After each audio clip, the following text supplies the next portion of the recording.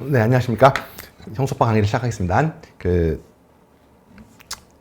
여러분들 지난 시간까지 이제 공판으로 들어갔고요. 공판 들어갔고, 공판에서 중요한 것은 누가 뭐래도 공개주의, 지난 시간 공부한 공개주의가 중요합니다. 이번 시간에는 이제 집중심리주의를 공부할 건데요. 집중심리주의. 이 집중심리주의는 여러분 혹시 제가 이제 복습이 되는 건데 심리가 공판 기일이 있고요. 공판 기일이 있고 공판 기일과 기일 사이를 준비 기일이라고 하지 않습니까? 여기까지 지난 공부했죠. 그러니까 요게 광의 공판이고 그다음에 요게 이제 공판 기일, 1회 공판 기일, 2회 공판 기일, 뭐 3회 이렇게 있잖아요. 근데 그리고 요 공판 기일이 협의의 공판이라고 말씀드렸어요. 근데 그러면 이거를 길어지는 이유가 준비 기일 사이에 들어가니까 길어지는 거잖아요. 따라서 이걸 준비 기일을 없애버리고 공판 기일을 다닥다닥 붙여버리면 심리를 되게 빨리 끝낼 수 있다는 거죠. 이게 바로 집중 심리주의입니다. 그러니까 공판 기일을 매일 여는 거예요. 간단한 거죠. 왜? 소송과 신속을 해서. 그래서 이 집중심리는 거기 이제 신속한 재판을 위한 거죠. 신속한 재판을 위한 것이고, 조문으로 바로 들어가면 집중돼야 돼요. 심리가 집중돼야 됩니다. 그래서 1 이상 필요하다면, 그러니까 2번 개정할 필요가 있다면, 부득이한 사정이 없는 한 매일 계속하는 것이고, 따라서 이거는, 요건 이제 3번이 좀 어려운데, 이게 무슨 얘기냐면, 집중하지 않을 때는, 이를 기일하고, 자, 다음 기일은 다음 주 목요일에 합니다. 이런 식으로 이렇게 기일을 정했다는 거죠. 그러니까 다음 기일을 그 전에 정하는 거죠. 그리고 하고 이제 또 다음 주 목요일 날 만납시다. 이런 식으로 기일을 정했다는 거죠. 근데 집중은 그렇지 않고 맨 첫날, 1일 공판 기일에, 자, 우리 앞으로 매일 5번 만나겠습니다. 이런 식으로 집중해서 다 정한다는 거죠. 그래서 일괄 지정, 기일을, 그러니까 집중해서 하니까 처음에 다 정하는 거야. 우리 앞으로 7일 동안 맨날 만나서 재판합시다. 해서 일괄 지정할 수 있다는 것입니다. 그리고 이제 시험에 외워야 될 건 어떤 거냐면, 이제 그러면, 그래도 부득이한 사정이 있으면 매일 못할 수도 있지 않습니까? 그렇더라도 아무리 늦어도 14일 이상 벌어지면 안 돼. 14일 이내로 정해야 됩니다. 14일 이내로 정해야 돼. 그러니까, 한 기일과 기일 사이가 14일 이상 벌어지면, 너무 벌어지는 거니까 그건 안 된다는 거예요. 그래서 14일 이내로 한다까지 기억하시면 되고, 됐죠? 여기까지가 5항은 여러분 읽어보시고. 두 번째, 이게 심리냐. 심리에 집중해야 되고, 자, 심리했죠? 제가 심리는 증거조사라고 말씀드렸어요. 그래서 증거조사가 끝나면 이제 판결을 선고해야 돼요. 판결을 선고해야 되는데, 원래는 둘 다 있을 때, 그러니까 여러분, 자, 이거 다시 한번 그려보면, 원래는 이렇게 집중해서 심리하고, 맨 마지막 날 그냥 판결까지 선고하기 깔끔하죠. 판결까지 선고하는데, 그러니까 심리를 매일 하다가, 심리를 매일 하다가, 맨 마지막 날 판결을 선고하는 게 깔끔하겠죠. 그래서, 변론 종결 기일에 하는 게 즉일 선고 원칙이죠.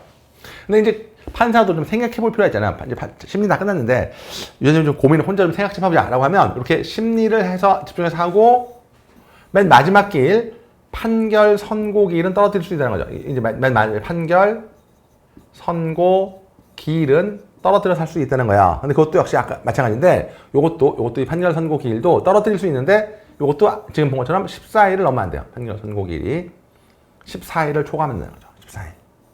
따로 정할 수 있지만 14일 내로 정합니다. 14일 정한다는 건 이해되세요? 근데 그러면 요거 이제 차이가 어떤 거냐면 14일 이내로 정해서 선고하는데 이때는 이 14일 동안 판결서를 작성해 와야 돼요. 판결서를 작성해서 선고기일 날 판결서 읽으면 돼.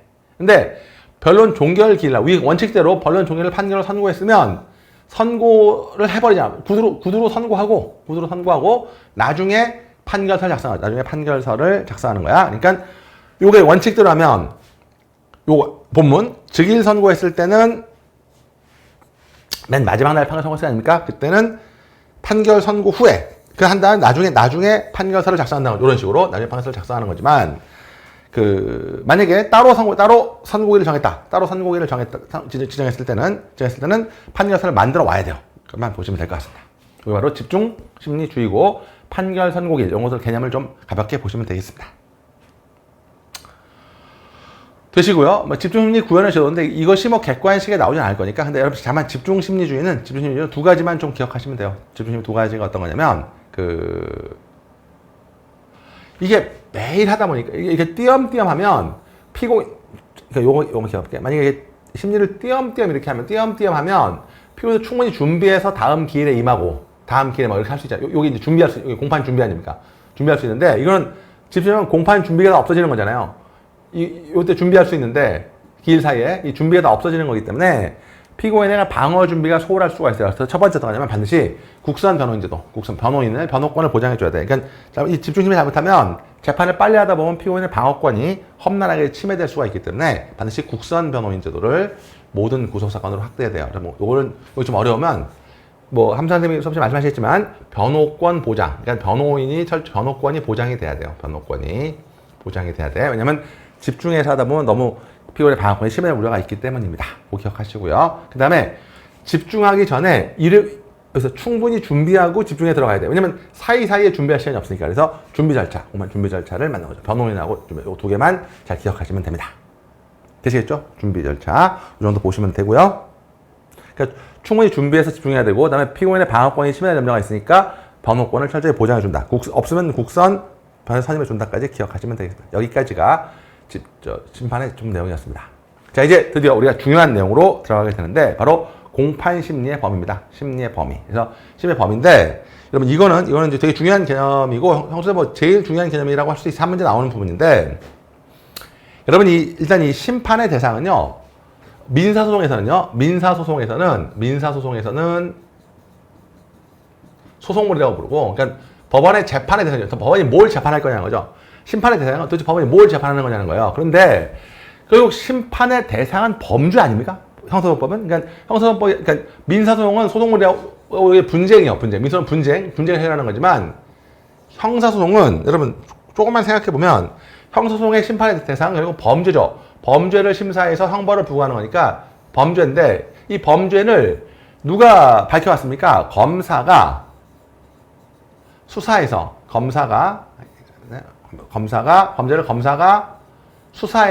밝혀낸 거잖아요. 그래서 검사에서 밝혀서 공소를 제기한 거니까, 결국 영화 범죄 도시도 있습니다만, 어쨌든 그 형사소송 소송물이 범죄라고 한다면 결국 심판의 대상은 검사가 수사를 해서 가져오는 거잖아요. 따라서 심판의 대상은 결국 검사가 결정한다. 이게 되게 중요해요. 검사가 결정한다는 거예요. 이게 가장 중요해요. 심판의 대상은 검사가 결정한다는 거죠. 따라서 이거를 우리가 좀 유식하게 말하면 불고불리의 원칙이라고 말한다는 거예요. 불고불리의 원칙. 이 불고불리의 원칙에서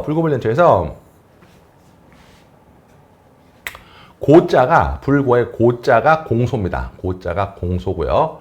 리가 공판이에요. 그러니까 공소가 없으면 공판이 없다는 거예요. 불고불리라는 것은 공소가 없으면 공판이 없다. 이게 불고불리의 원칙이죠. 공소가 없으면 공판이 없다. 이게 불고불리의 원칙이죠. 그러니까 결국 검사가 공소를 제기해줘야 법원이 재판할 수 있다는 것이고, 요거 여러분 요걸 다른 말로 탄핵주의라고 한다고도 탄핵주의. 검사가 공소를 탄핵주의라고 한다고도 말씀을 드렸고, 결국 검사가 공소를 제기해야 법원이 재판하는 거니까, 결국 법원의 심판 대상을 검사가 결정한다는 거예요. 요거 검사가 결정한다. 요것만 좀 기억하시면 되겠어요.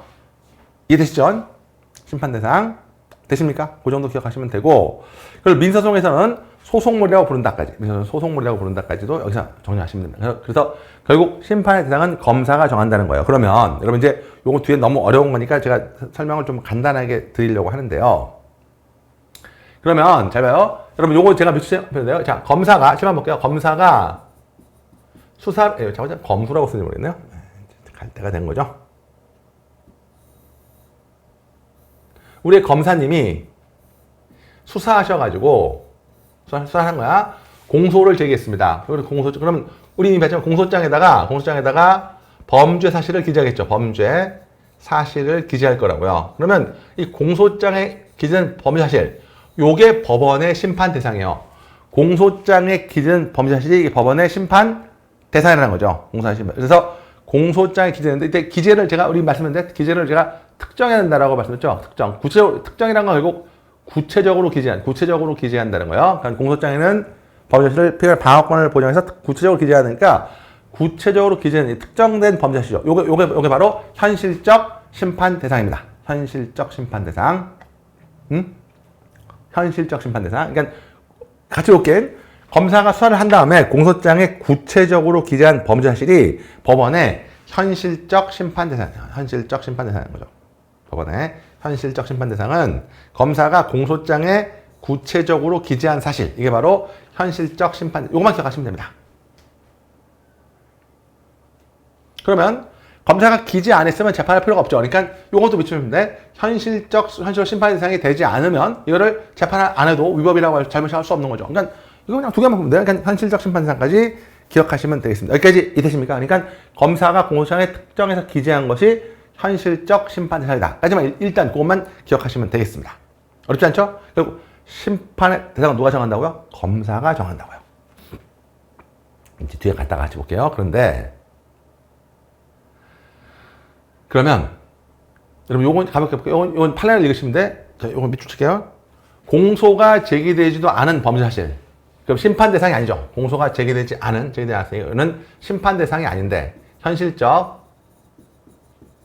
심판 대상이 아닌데 법원이 이걸 인정해서 모추를 선고했다. 이건 위법이죠. 불가능합니다. 법원은 검사가 공소 제기한 것만 재판해야 돼요. 이게 불고 불리고 그래서 검사가 공소 제기에 쓴 게 현실적 심판 대상이다. 계속 연습하고 있어요. 이해되시죠? 2번 뭐 포괄일자를 하더라도 뭐가 상관없어요. 공소장에 기재가 명시되어 있잖아요. 공소장에 명시 특정이야. 특정되지 않으면 심판대상이 될 수 없다. 됐죠? 그 다음에 여러분 명예훼손을 모욕으로 인정하면 안 돼. 검사는 명예훼손을 기소했는데 법원이 모욕으로 인정하면 안 되지. 사실을 바꾸면 안 돼요. 법원은 검사가 명예훼손으로 기소하면 명예훼손이 유죄인지 무죄인지 그것만 판단하면 되는 거지. 이거 모욕인데? 이렇게 할 수 없다는 거예요. 그러니까 검사는 법원이 공소 제기한 것만 재판해주면 됩니다. 이해되십니까? 그 다음에 4번도 외울 필요 없어요. 심판 대상에 해당하지 않는 거죠. 심판 대상에 해당하지 않은데 형을 정하면 안 되죠. 불법 위법이라는 겁니다. 됐습니까? 왜냐면 일단 기소가 공소제기야. 공소제기를 하긴 했는데 공소제기를 하긴 했는데 무면허 부분은 취소했잖아요. 검사가 취소했지. 검사가 취소한 부분은 법원이 재판할 수 있어요? 재판할 수 없다는 거예요. 검사가 취소하지 않으면 취소한 부분은 재판할 수가 없다는 겁니다. 그 다음에 여러분 상상적 경합은요. 이것도 좀 정리할 건데 상상적 경합은 형법상은 도지 않은 형법상 수죄. 그러니까 하나의 행위로 수개의 범죄니까 형법상 형법상은 수죄지만 가장 중한 죄로 한 번만 처벌하잖아요. 형법은 수죄지만 가장 처벌상 일죄죠. 처벌상 일죄인데 어쨌든 한번 수죄니까 상상적으로 검사가 한쪽만 일죄만 기소했다고 하나의 죄만 기소했어요. 그러면 그러면 법원이 이건 다른 죄인데라고 다른 죄를 인정할 수는 없다는 겁니다. 검사가 한쪽만 인정했는데 법원이 네 맘대로 그냥 다른 죄로 바꾼다. 있을 수가 없다는 얘기죠. 그래서 검사가 공소제기하면 계속 똑같은 얘기로 나오고 있죠. 6번도 읽어보면 돼. 검사가 일반법으로 기소했는데 법원이 특별법으로 처단할 수는 없죠. 그만 기억하시면 되겠습니다. 이해되십니까? 그 정도. 그런데 여러분 요거만 좀 기억할게. 이게 여러분 요거 굳이 써보면 법원은 검사가 공소장에 특정한 사실 요거를 바꿔 말하면 현실적 심판 대상. 이제 올 수 있겠죠. 현실적 심판 대상. 이것만 심리해야 돼요. 불고불려 치상 이것만 심리해야 되죠. 사실만 심리해야 되지. 사실만 심리해야 하고 다른 사실을 인정할 수 없어요. 다른 사실을 인정할 수는 없습니다. 그러니까 뭐 일반 범죄는 특별 그럴 수 없다는 거예요. 그런데 이걸 사실을 인정하는 전제, 사실은 그대로 인정하면서 사실에 대해서 적용법조를 바꾸는 거. 왜냐면 이 법률 판단은 법원의 전권이니까 적용법조를 변경하는 것은 가능하다는 거예요. 그러니까 다른 사실을 인정할 수는 없지만 똑같은 사실을 인정하면서 이거는 절도가 아니라 작물인데 뭐 이런 식으로 똑같은 사실을 인정하면서 다른 법조를 적용하는 것은 아무런 문제가 없다는 겁니다. 그러니까 다른 사실을 인정하는 것은 안 되지만 적용법조를 바꾸는 건 된다는 거예요. 그 얘기야. 그래서 요 6번 판례 별표 3개 치고요. 그러니까 적용법조에 옥이나 누락을 받는 거. 법조입니다. 사실이나 법조에 옥이나 누락을 받아 직권으로 시정하는 거. 이거는 문제가 없다는 거죠. 6번은 별표 치고요. 그래서 사실을 바꾸는 건 안 되는데, 사실을 바꾸는 건 안 되지만 적용법조를 바꾸는 건 아무런 문제가 없다. 이거 빨리 찾아야 돼. 이거 좀 어려우니까 심화라고 쓰고요. 지금 너무 어려우면 그냥 검사가 공소를 제기하지 않은 사실을 인정하는 것은 있을 수 없다까지만 기억하시면 돼요.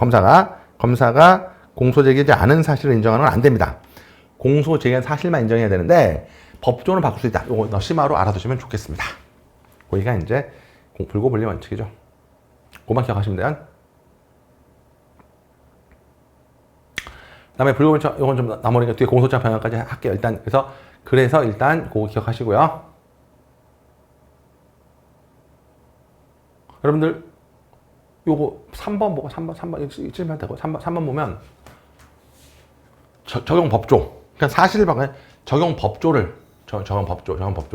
재량으로 바꾸는 거. 이건 된다는 거. 그러니까 사실만 안 바꾸고 법조를 바꾸고 사실을 안 바꾸고 법조만 바뀌는 거는 상관없다는 겁니다. 됐습니까? 그 정도 기억하시면 되고요.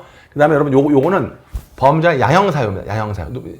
전과 사유. 일종의 야형사유이기 때문에 일종의 야형사유는 범죄 사실이 아니기 때문에 법관이 따로 인정할 수 있다는 거예요. 근데 뭐 검사는 말하지 않았지만 얘가 누범인데 그러면 가중할래. 이거는 법원이 할 수 있다는 거예요. 그러니까 얘가 살인이나 절도, 검사가 살인으로 기소했는데 절도로 판단할 수 없어요. 그냥 범죄를 바꿀 수는 없지만 보니까 전과 기록을 봤더니 누범인데 누범 가중 기록 보고 판단할 수 있는 거니까 누범 가중 판단하는 것은 이거는 사실을 바꾸는 게 아니죠. 기록 보고 전과를 판단하는 것은 법원도 할 수 있다. 이거는 심화로 알아두시고요. 나온다면 이게 나오겠죠. 자, 그래서 3번 판례를 잘 봐두시면 됩니다. 되시죠? 그래서 우리가 지금까지 현실적 심판 대상을 공부했습니다. 현실적 심판 공부했고, 이제 이번 시간에 이제 정말 마지막으로 중요한 걸 하나 정리할 건데, 그래서 이제 일단 그 법원 검사가 공소장에 특정한 사실이 현실적 심판 대상이라고까지 말씀을 드렸습니다. 여기까지 이해되시죠? 이게 현실적 심판 대상인데, 지금부터 문제는 뭐냐면, 지금부터 하나 할 건데, 지금부터 문제는 뭐냐면, 현실적 심판 대상 이건 알겠는데, 문제는 여러분 잘 봐요. 그러면 이제 다시 한번 정리하면 수사를 마치고 공소를 제기해서 심판 보세요. 수사를 마치고 공소를 제기해서 공소장에 범죄 사실이 기재가 되어 있겠지. 범죄 사실이 특정돼 있겠죠. 특정돼 있으면 이게 이제 현실적 심판 대상이니까 요 공판 단계에서 자 법원은 요 현실적 심판 대상만 느낌 보세요. 현실적 심판 대상만 심사하게 되는 거예요. 그러니까 법원은 현실적 심판 대상 심리에 나가게 된다는 거예요. 공소가 제기됐으니까 이게 이제 불고 불리의 원칙. 현실적 심판 대상 심리가 이게 불고 불리의 원칙입니다. 불고 불리의 원칙인데 여러분 이게 이제 중요한데 그럼 검사가 특정했지만 증거 조사하다 보면 이게 새로운 범죄의 수가 있다는 거죠. 그러니까 이게 분명히 한 명만 죽인 줄 알았는데 한 명 안 되고 그냥 1억 원만 띵깐 줄 알았는데 조사하다 보니까 피해자가 더 있어요. 동일한 수법으로 막 해먹은 거야. 그런 놈 되게 많죠. 여러분 제 지론이 있다면 세상에 안 한 놈은 있어도 한 번 한 놈은 없습니다. 여러분 죄라는 거는 한 번 하면 2번 하고 싶고 2번 하면 3번 하고 싶고 언제까지? 잡힐 때까지 하는 거예요. 그러니까 아예 안 한 사람은 있어도 한 번 하는 사람은 없습니다. 그래서 여학생 수업 듣고 있다가 남자친구가 와다 걸렸지 않습니까? 미안해. 처음이야. 라고 말하면 그건 걸린 게 처음이에요. 그 전에 무수해오다가 재수없게 걸렸을 뿐인 거야. 그러니까 그래서 여러분 잘 요거 이제 좀 어려운 거 하나 하고 이제 정리해 드릴 텐데 증거를 조사하다 공판 단계에서 증거를 조사하다가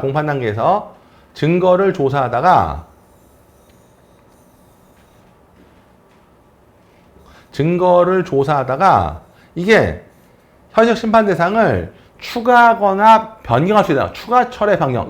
요거를 추가 철회 변경할 수 있다고. 새로운 사실이 발견됐을 때. 그래서 요거를 지금은 추가할 수 있다고. 추가나 변경을 할 수 있다는 거예요. 이게 바로 공소장 변경이에요. 그러니까 심판의 대상을 바꾸는 거예요. 바꾸는데 그렇지만 여러분 잘 봐요. 요거는 어떤 기본적인 걸 놓고 이렇게 추가하거나 철회하는 거니까 코어는 동일해야 돼요. 코어는 동일하고 약간 붙이고 빼 이런 것만 돼야 돼요. 그래서 검사가 공사실에 동일성을 요거 되게 중요한 요거 이제 표현 나오는 동일성 요거 개념을 알아야 돼. 동일성을 해야 되는 한도에서 자 공소장에 기재된 공소사실 또는 정법조 너무 어려운 공사실 즉 현실적 심판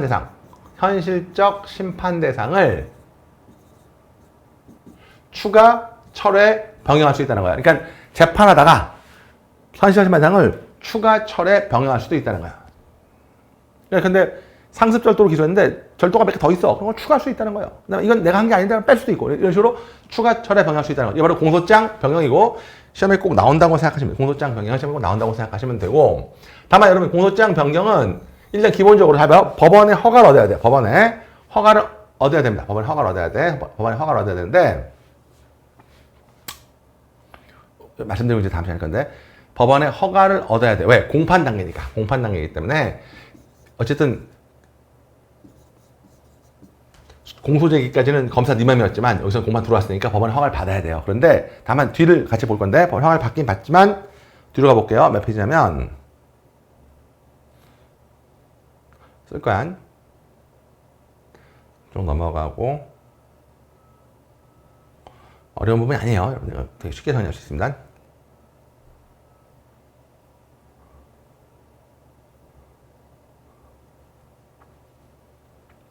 그래서 검사가 이제 공소장 변경을 신청하지 않습니까? 신청을 하면 필요성 됐고 저 뒤에 있네요.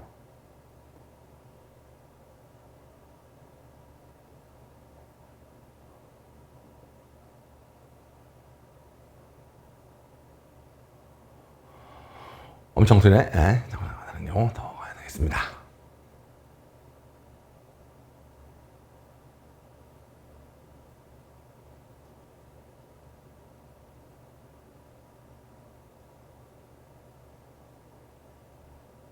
너무 많이 가네요. 다 갑니다. 잠깐만. 안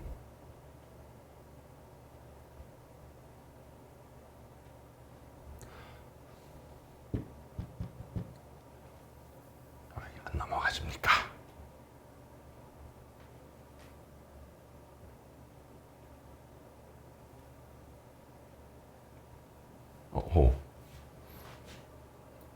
손을 봐야 되겠네요.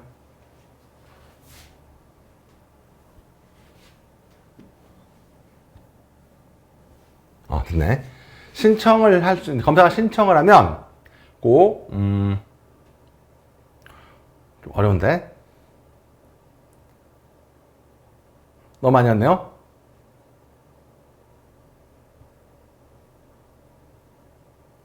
(567페이지) 508페이지죠. 같이 볼게. 검사가 신청을 하면 이때 법원 변경을 신청했지 않습니까? 여기까지 되죠? 검사가 신청을 하면 518페이지에 동일성을 해야지 않으면 않는 때는 법원은 허가해야 됩니다. 허가 의무가 있다는 거야. 허가해야 됩니다. 허가해야 돼요. 왜냐? 심판의 대상은 검사가 정하기 때문에 자 처음에 그러니까 여기다 그림을 새로 그리면 이렇게 공판 단계에서 이만큼 재판하고 있다가 검사가 이만큼 바꿀래요 라고 하면 바꿔줘야 된다고요. 왜? 검사가 신청하면 허가가 의무라고요. 왜? 심판의 대상은 누가 정하니까? 검사가 정하니까. 왜? 수사한 사람은 검사니까. 범죄자는 검사니까. 그래서 검사가 바꾸겠다면 바꿔줘야 되는데 문제는 이제 마지막인데 동일성에 해치지 않을 때 동일성을 해치지 않을 때라고 되어 있기 때문에 이게 병렬이라는 것은 하나여야 돼. 하나. 여러분 이제 하시죠. 동일성이라는 하나의 범죄일 때 여전히 하나의 범죄일 때입니다. 하나의 범죄한 이게 만약에 이런 식으로 두 개의 범죄면 이건 추가 기소해야 되지 변경으로 처리할 문제가 아니죠. 그러니까 결국 하나 안에 새겨질 수 있는 하나로 끝날 문제가 돼야만 동일성 인정이 되는 겁니다. 그래서 동일성 허가해야 돼요. 그러면 여러분 이 부분 만약에 그러면 지금 그림을 그려볼게. 자 공소를 제기할 때 자 지금 한번 보세요. 마지막에 이만큼 공소제기 있어요. 이게 현실적 심판 대상 노란색이 현실적 심판 대상이면 그지? 그런데 이거와 아직 하지만 뭐 동일성이 인정되는 부분이 있을 거야. 다음 시간에 할 건데 동일성이 인정되는 부분이 있을 텐데 그거를 이제 제가 하얀색으로 쓸게요. 하얀색으로 쓰면 공판 단계에 들어가서 검사가 요 현실 심판 대상을 요 동일성이 인정되는 요만큼 바꾸겠다라고 하면 허가해 줘야 된다는 거야. 그러면 요 동일성이 인정되는 부분은 공판 단계에서 언제든지 검사가 공소장 변경을 할 수 있는 부분이잖아요. 그러니까 우리가 이제 다음 시간에 공소장 변경을 마무리 지을 건데 공소장 변경이 허용되는 부분이잖아. 그리고 허가 신청하면 무조건 해줘야 되는 부분이잖아요. 그래서 이 부분은 이 단계에서 보면 현실적 심판은 아니지만 언제든지 심판의 대상이 될 수 있기 때문에 이거를 잠재적 심판 대상이라고 부릅니다.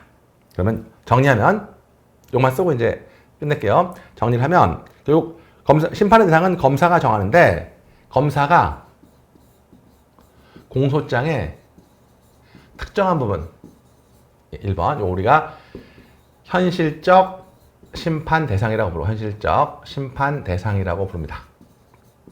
그리고 2번 동일성이 인정되는 부분 1번과 동일성이 인정되는 부분 이걸 우리가 잠재적 심판 대상이라고 부르고요. 마지막 하나만 더 할게. 법원은 현실적 심판 대상만 심판할 수 있는 원칙 불고 불리한식상 그리고 잠재적 심판 대상을 심판하려면 검사의 공소장 변경 신청이 있어요. 이 원칙이야. 공소장 변경돼야 요거 두 개를 연결하는 거. 요거 두 개를 현실적 심판 대상과 잠시만 연결하는 게 바로 공소장 변경입니다. 공소장 변경이야. 그래서 공소장 변경은 결국 동일성에 입각해서 현실적 심판 대상 확대하는 이런 이유다까지 정리하시면 되겠습니다. 잘 기억해 주시고요. 다음 시간에 부분을 확실하게 연습을 해보시겠습니다. 고생하셨습니다.